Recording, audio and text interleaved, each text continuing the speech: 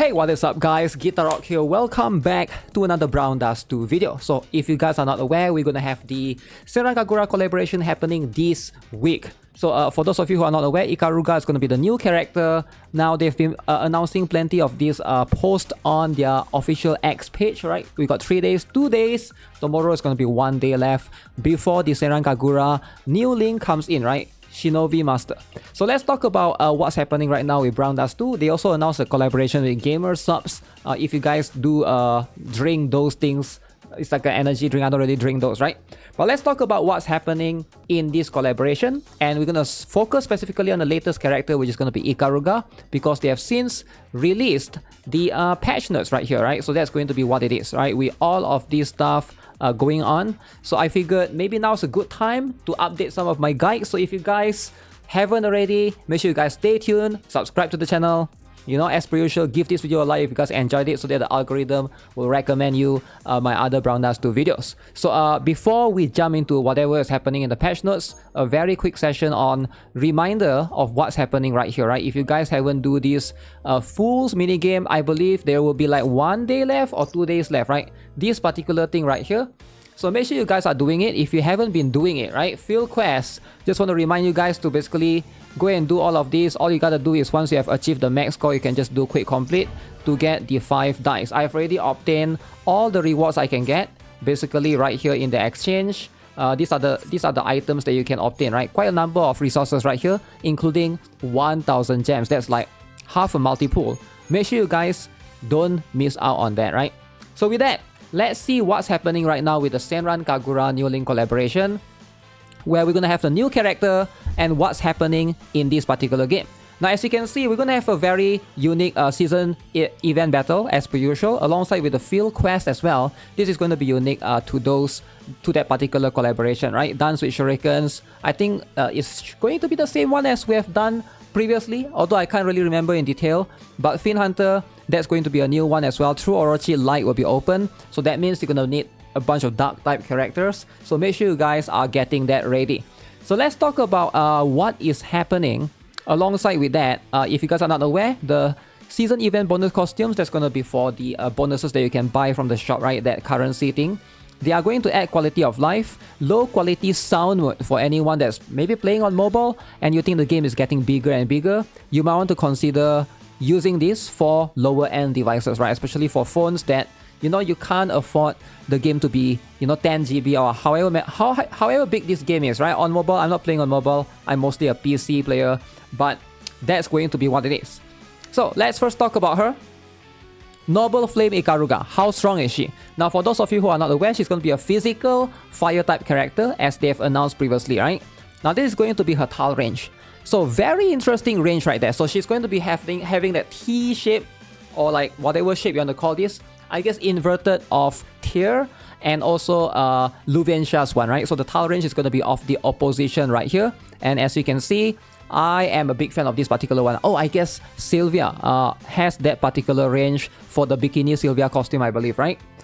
So right now, at default, she is going to have 6 SP plus 0 upgrade, alright? So at plus 0, very, very expensive, right? So she is going to have this ability that increase her attack by 60%. And this thing stacks up to 3 times, so that means 180%. And then the effect wears off after being hit 1 time.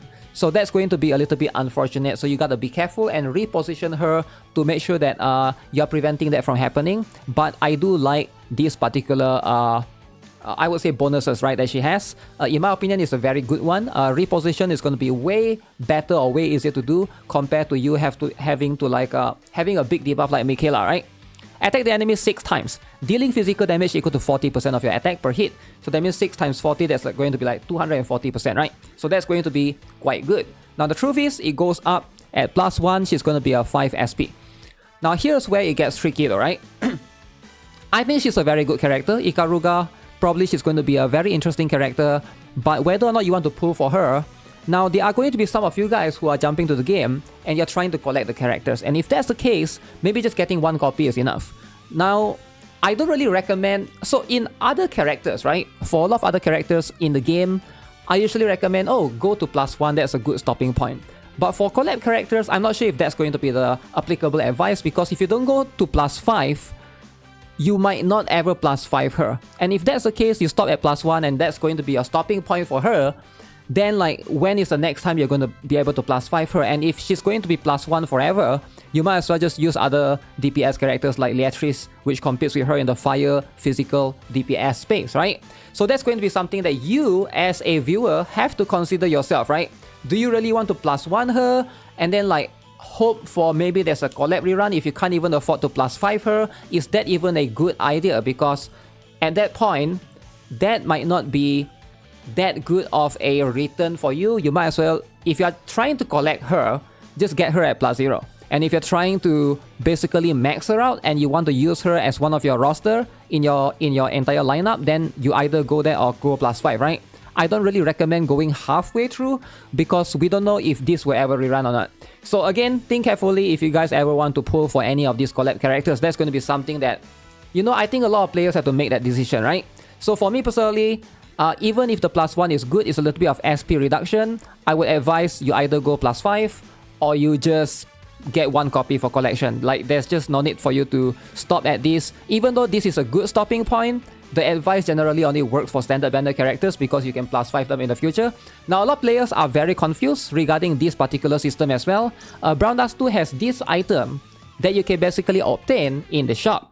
Now, this is going to be the monthly selector. This is like a universal costume thing. If you guys are not aware, you can basically +1 your costume every single month using this particular item. It's called the costume selective enhancement. But keep in mind, this does not work on limited characters and collab characters. Now, you don't believe me, you can come here, you can look for any of the collab characters that you do not own and you haven't +5 yet. For example, I got a couple of characters that I haven't +5.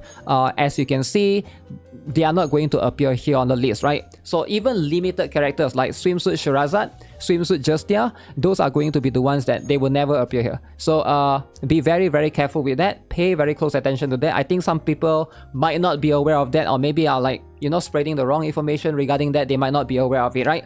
So keep that in mind. So +1, 5 SP, so that's a good reduction. At +2, she goes up to 80%. +3, the damage is going to be more. And then +4, the attack boost that she gives is going to be up to 100%. And then at +5, the max level, it is going to be 80% as well. So 6 times 8 right here. But she gets another 10 more percent here. So that's going to be 6 times 90%. If you max potential liberation her, that is going to be very, very interesting. The problem with her, right, that I can potentially see is going to be the 3-turn cooldown. She's not able to spam this skill every single turn, right? She applies this stack up to 3 times. All right, this effect wears off after being hit 1 time. But again, this is a 3-turn cooldown. If she's a 1-turn cooldown, she would be way stronger, right? So similar to Sacred Justia in a way, but she's not. So she's a 3-turn cooldown. So you use this once, and then you're going to have a 1 dead turn that she cannot do anything in that particular period, it seems like, right? That's going to be a little bit unfortunate.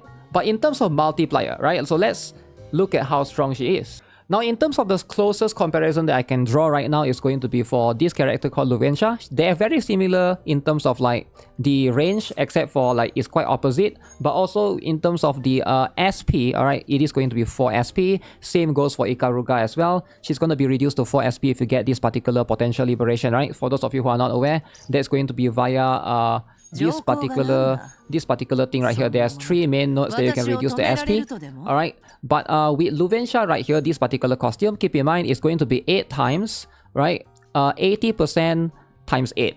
Alright, that's going to be a little bit more than 90% right here times 6. Alright, so this is going to be a little bit different. So in terms of the chain hit or attacking the enemy in terms of the chain for 6 times, Luvencia has a little bit more in terms of those, right? And also for the main target, Luvencia can do 160%, so which is going to be quite good in that particular regard. And I do think that, you know, this is going to be like a, I would say, a watered down Luvencia in a way. So one thing that IKARUGA has over Luvencia is going to be the boost to 100%, right? In terms of this particular thing, right? Apply stack of effect that increase attack by 100%. So apparently this one is going to stack 3 times and she's going to self buff, right? Essentially 300% attack boost. Now that can be very, very strong in some situations. The problem is you're going to need to set up. Alright, that's going to be the problem. And this is not going to make her a universal character because you need to set it up, right? You basically need to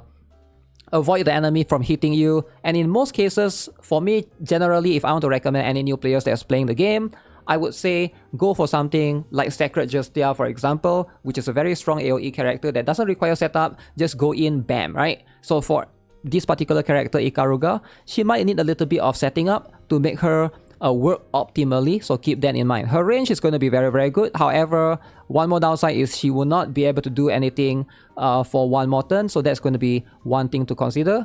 So I feel like I have a very mixed feeling about her right now because I don't think she's that meta, and I feel like they intentionally do it that way because none of the collab characters are exceptionally meta. So if you guys have seen before, it's not just going to be IKARUGA in this particular case, but also a lot of these other characters, including Hikage. Alright, a lot of these characters, including who is the one? Yozakura, and of course Yumi as well, right? So Yumi, again, I've mentioned all of these before. The one that you get for free, if you guys are not aware, is going to be, in this case, Yomi. Not Yumi, Yomi, alright? Very confusing, very similar name, but Yomi is this girl right here, okay? So you are going to be able to get her at +5 for free, but she's not super meta. You can also get her weapon.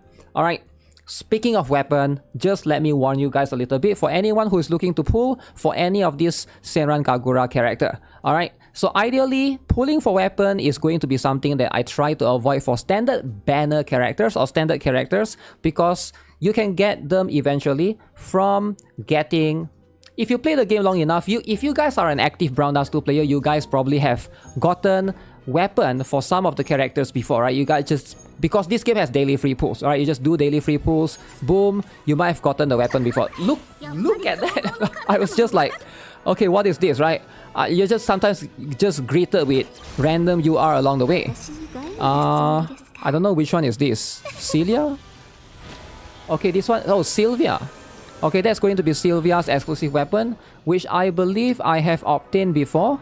I could be wrong, but yeah, sometimes you just randomly get the weapons. And the problem is the weapons in this game, you only need one copy. Getting dupes doesn't give you anything in return, right?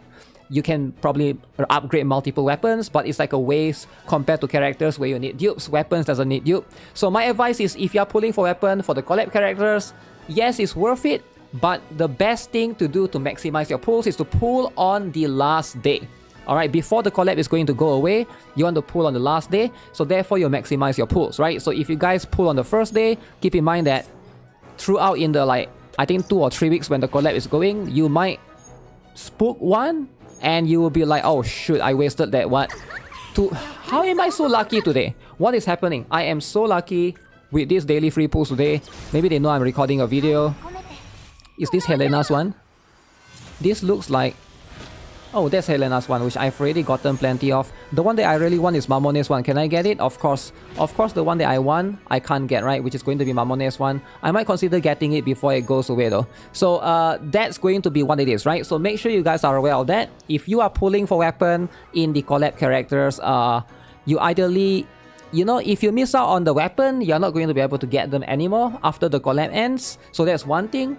But also, if you want to pull for the weapon, my advice is to do it, you know, on the last day, right? Preferably. So one thing to note, right? That's going to be the best strategy to maximize or min-max your pulls, ideally, right? So you want to apply that. So right now for IKARUGA, it seems like she is going to be, I would say, somewhat of a decent character. I don't think she's broken. I think they basically tone her down a little bit. So if the meta characters are like a 9 or a 10 out of 10, right? I would say she's probably like a 7, it seems like. It seems like she is going to be like one tier below most of the other characters that we had so far, right? I'm not a big fan of the 3 turn here. If only she's a 1 turn, then she probably could be like... If they make this 1 turn cooldown, right, she's probably going to be the meta, right? She's going to be meta, she will compete against everyone else.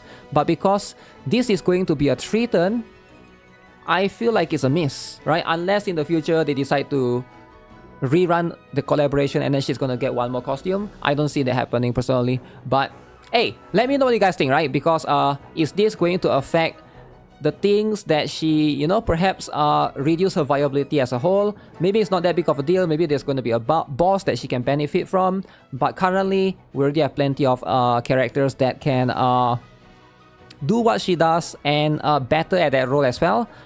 Yeah, I feel like she's not going to be the meta, but that could be a good thing if you are looking at it from the angle of, you know, if a new player comes join in the future, they don't have to worry about not owning a character that cannot or doesn't rerun anymore, right? So yeah, let me know what you guys think of the SENRAN KAGURA collaboration. I will have plenty of guides coming soon, but as per usual, subscribe if you guys haven't already, give this video a like, and I'll see you guys in the next one. Have a nice day. Goodbye.